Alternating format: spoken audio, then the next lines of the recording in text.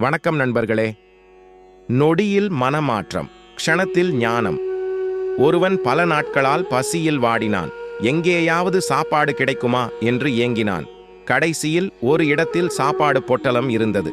இவனும் உடனே உட்கார்ந்து அந்த பொட்டலத்தை விரித்து சாப்பிட ஆரம்பித்தான். அதிலும் அவனுக்கு பிடித்த இனிப்பு வகைகள் வேறு இருந்தன. நன்றாக சிந்தித்து பாருங்கள். பல நாட்களாக சாப்பிடவில்லை. அப்படியென்றால் அவனுக்கு எவ்வளவு பசித்து இருக்கும். மேலும் அவனுக்கு பிடித்த இனிப்பு வகைகள் வேறு இருந்தன. சற்றென்று அவன் மனம், சீக்கிரம் சாப்பிடு என்று கட்டளை பிறப்பிக்க உடனே கையும் அந்த இனிப்பை வாயை நோக்கி கொண்டு சென்றது. இந்த நேரத்தில் அவனால் அவன் மனதை கட்டுப்படுத்த முடியுமா? பொதுவாகவே மனதை கட்டுப்படுத்த முடியாது. அதுவும் பல நாட்களாக சாப்பிடாமல் கண்முன்னால் பிடித்த உணவு இருந்தால் மனதை கட்டுப்படுத்த இயலுமா? ஆனால் அந்த நேரத்தில் ஒரு குரல், அதை சாப்பிடாதே, விஷம் உள்ளது என்றது. அவ்வளவுதான். அவன் புத்தி மனதிடம், சாப்பிட்டால் இறந்து விடுவாய், அமைதியாக இரு என்று மனதிடம் சொல்ல, அடுத்த க்ஷணம் அவன் அந்த பொட்டலத்தை மூடினான். பசியை தியாகம் செய்தான். கோடி ரூபாய் கொடுத்தாலும் அவன் அந்த உணவை சாப்பிட மாட்டான். எப்படி மனம் கட்டுப்பட்டது? அதுவும் ஆசையின் உச்சக்கட்டத்தில் எப்படி மனம் அடங்கியது? புத்திக்கு அவ்வளவு சக்தியா? மனதை அடக்கிவிட்டதே. காரணம், அடுத்த முறை நீ சாப்பிட இருக்க மாட்டாய் என்பதை உணர்ந்தது மனம்.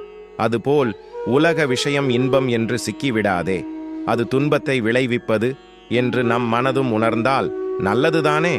அது சரி, விஷம் உணவில் கலந்ததை நீ பார்த்தாயா? இல்லை. சரி, யார் அதை கூறினார்?